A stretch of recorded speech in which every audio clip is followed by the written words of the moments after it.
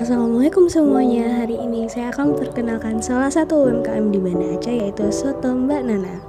Soto Mbak Nana terletak di Jalan Teguh Cikditiro, bertepatan di sebelah Rintik Studio Foto.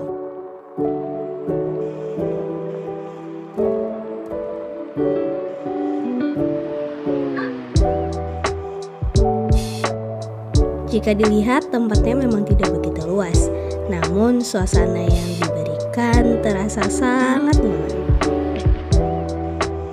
Hiasan-hiasan pada sisi dinding menambah suasana pada tempat ini menjadi lebih hangat.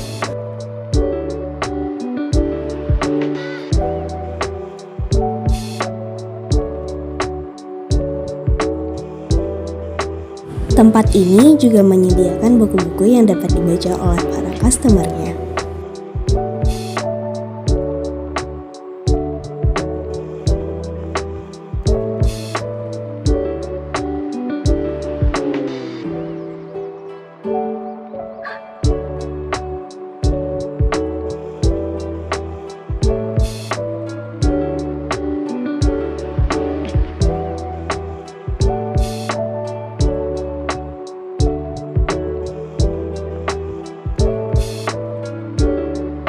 Dua menu ini adalah menu bestsellernya.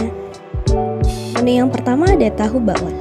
Isinya tentu saja ada tahu, bakwan udang, toge, kemudian disiram dengan saus merah yang cukup pedas.